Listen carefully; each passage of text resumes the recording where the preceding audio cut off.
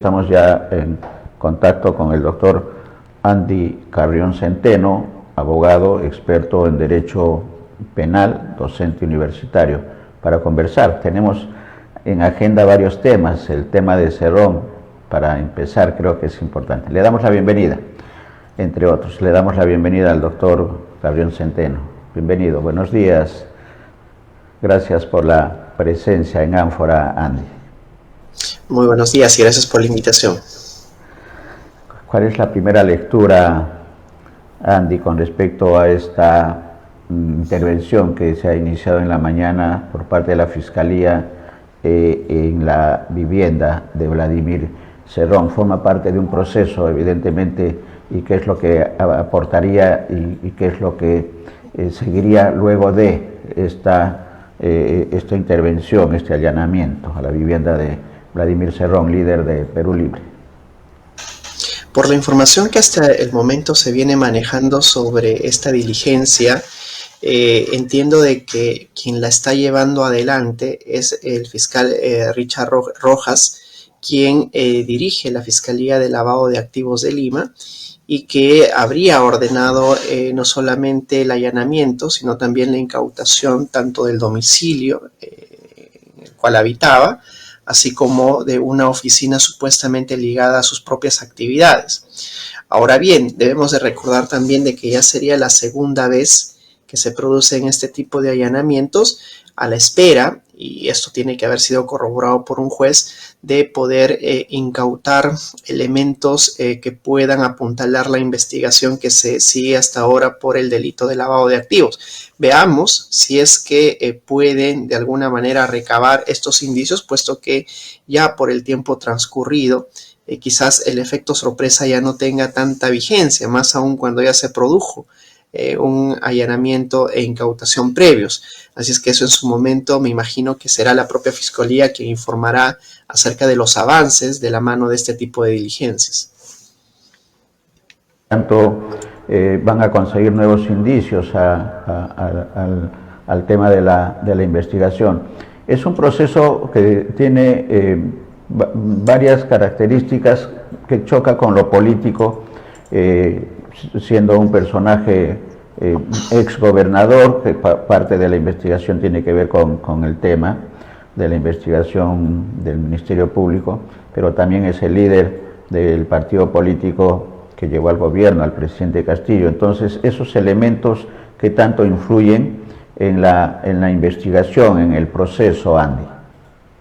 Bueno, vemos de que en los últimos años todos aquellos que han estado vinculados a los partidos que eventualmente han llegado no solo a la presidencia, sino también a tener representantes en el Parlamento, han sido objetivos por parte de la Fiscalía para poder dilucidar las denuncias que se han realizado no solamente respecto a financiamientos ilegales, sino también relacionado al delito de lavado de activos y con ello al de organización criminal. Así es que no es una sorpresa que también el actual partido de gobierno, a pesar de que ya han deslindado de que más bien sería el ala magisterial quien sería el partido oficialista, es de que están sufriendo precisamente las consecuencias de eventualmente haber de manera irregular financiado la campaña que en su momento apuntaló a Pedro Castillo al gobierno. Así es que no es ninguna sorpresa de que la Fiscalía también esté investigando estos hechos, y no solamente la de lavado de activos, sino también algunas otras fiscalías subespecializadas como la de corrupción de funcionarios y la de organización criminal. Y ahí no está funcionando mucho el tema de la colaboración eficaz, ¿no? Que tengamos conocimiento periodísticamente, no tiene colaboradores eficaces como sí otro de los casos que conocemos públicamente y que están en proceso de investigación, Andy. Eso es cierto, a diferencia de casos como por ejemplo el de Keiko Fujimori y el Partido de Fuerza Popular, o incluso el del partido de Ollanta Humala. En este caso específico, al menos por los trascendidos que tiene la prensa, no habrían colaboradores eficaces en atención a los procedimientos que sigue la propia Fiscalía para poder descubrir los hechos que se encuentra investigando. Así es que quizás sea ese uno de los motivos por los cuales los allanamientos y también a domicilios que ya han sido en su oportunidad allanados se vuelvan a repetir en la espera y en la expectativa de que pueda recabar indicios adicionales para poder sedimentar su propia investigación, en este caso la Fiscalía de Lavado de Activos.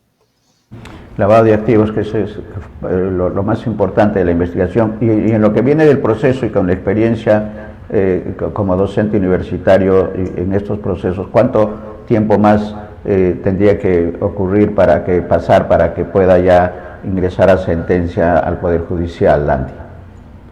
Yo creo que como parámetro de medida temporal podemos retrotraernos a los otros casos, ¿no?, que revisten también una complejidad similar y también los delitos que actualmente se vienen investigando al partido Perú Libre, como por ejemplo el de Fuerza Popular o el partido de Ollantumala, que solamente en el ámbito de la investigación preliminar y preparatoria les ha tomado casi 5 años.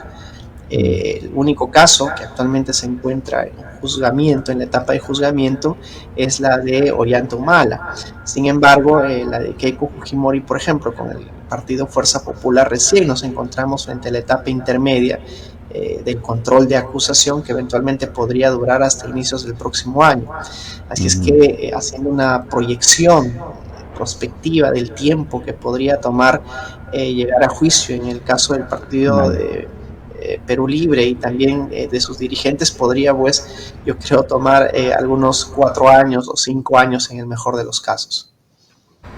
Sí, y en ese escenario de megaprocesos está el de Keiko Fujimori, uno de los casos, por el tema Odebrecht, el tema de los cócteles, y ya hay un avance importante, ¿no?, a este pedido de 30 años que se le ha formulado el Ministerio Público a Keiko Fujimori, y es que damos a conocer que el fiscal José Domingo Pérez Andy, es conocimiento público, ha sustentado parte de los 12 tomos de correcciones y precisiones que contiene la acusación, como decíamos, por el caso Cócteles, que involucra a Odebrecht contra Keiko Fujimori y más de 40 procesados. Por eso hablábamos de un megaproceso, ¿no? En esta parte de la sustentación, lo que ha hecho el fiscal es dar a conocer las subsanaciones de cargos, fechas y otros detalles.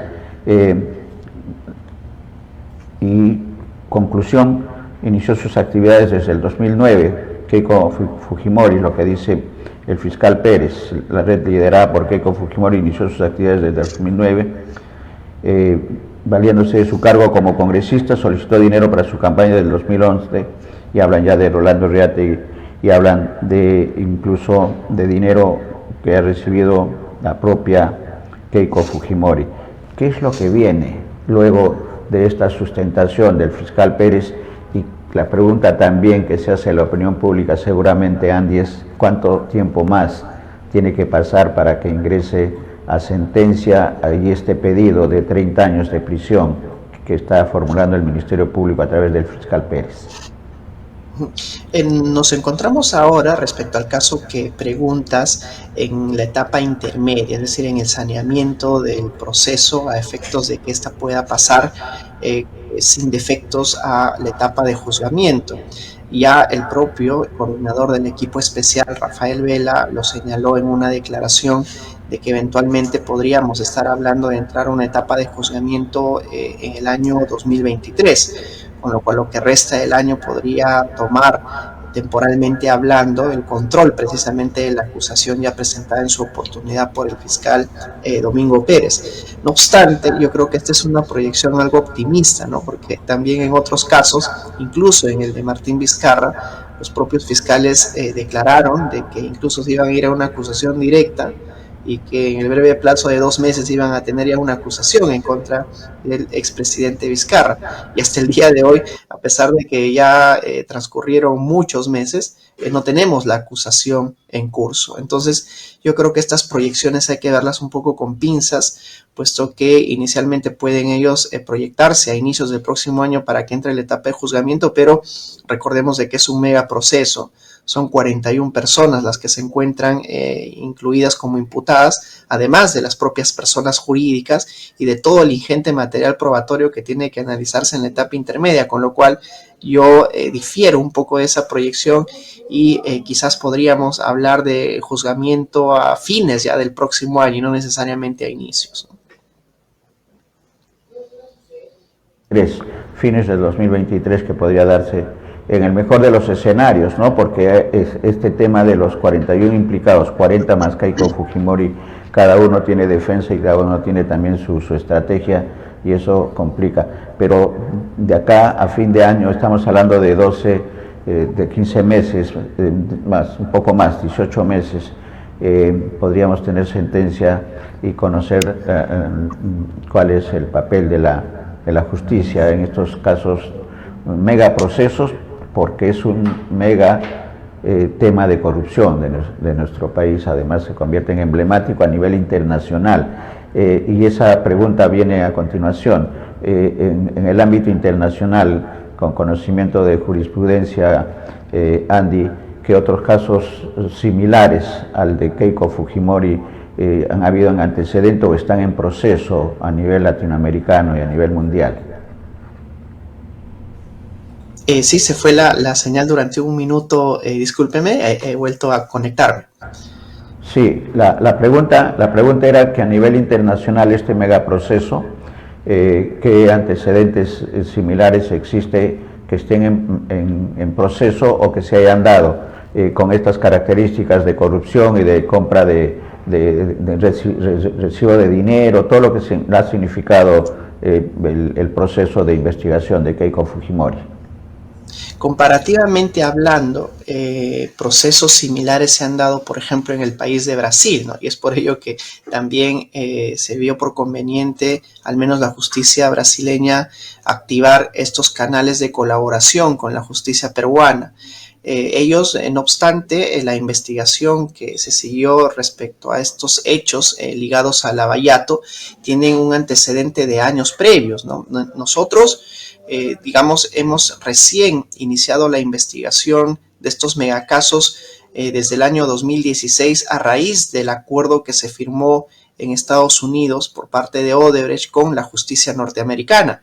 El año 2016. Es después del año 2016 que, tomando conocimiento de que también se habrían realizado algunos hechos reprochables de corrupción en el Perú, es que se comienza a formar este equipo especial para ver estos casos. No obstante, ya había tenido un precedente de investigación en Brasil que había cumplido ya con condenar a algunos funcionarios de ese país. Así es que ese sería el precedente más inmediato que tenemos, vinculado también a hechos que en nuestro país vienen siendo investigados, pero que al día de hoy, a diferencia de Brasil, no tenemos todavía ninguna sentencia condenatoria ligada a estos hechos de corrupción en los cuales ha participado no solo la empresa Odebrecht, sino algunas otras empresas brasileñas que, por ejemplo, están vinculadas a otros casos como el Club de la Construcción, entre otros. La pregunta final, ¿y qué otros temas relacionados a Lavallato están en la agenda del Ministerio Público y del Poder Judicial, Andy? Al día de hoy lo que tenemos es principalmente a partidos políticos y a sus dirigentes procesados por recepcionar un financiamiento que la Fiscalía interpretó como el delito de lavado de activos. No obstante, también existen algunos otros funcionarios que han sido vinculados a estos hechos relacionados con Odebrecht, que no necesariamente se relacionan con partidos directamente, como por ejemplo, ¿no?, el exsecretario del gobierno de Alan García, y también sus hijos que eventualmente habrían negociado, o el mismo Alan García, ¿no?, que se declaró que habría recibido también dineros en loncheras. Esa fue una de las declaraciones, y también que originó el propio suicidio del expresidente Alan García. Así que, aparte de estos megacasos, también tenemos algunos vinculados a estas investigaciones como funcionarios ya independientes, no necesariamente ligados a una determinada organización criminal, pero, como repito, que hasta el día de hoy no cuenta con una sentencia condenatoria. Ese es el tema de la justicia, que demora ya no es justicia, ¿no? Se cumple el dicho. Gracias, Andy. Si hubiera algo más que agregar a este tema. No solo ello, y también recalcar pues que a veces los tiempos que se manejan en cuanto a proyecciones de cuándo podemos obtener una sentencia condenatoria están íntimamente ligados con la sobrecarga procesal también que existe no solo en la Fiscalía, sino también en el Poder Judicial. Así es que eso es una variable que debemos de tener en cuenta dentro del análisis de la proyección temporal. A no ser tan duros en la apreciación, en la conclusión. Gracias, Andy. Muchas gracias a ustedes. Muy bueno. Gracias en nombre de nuestros televidentes por la claridad de la exposición y los conceptos. Un abrazo.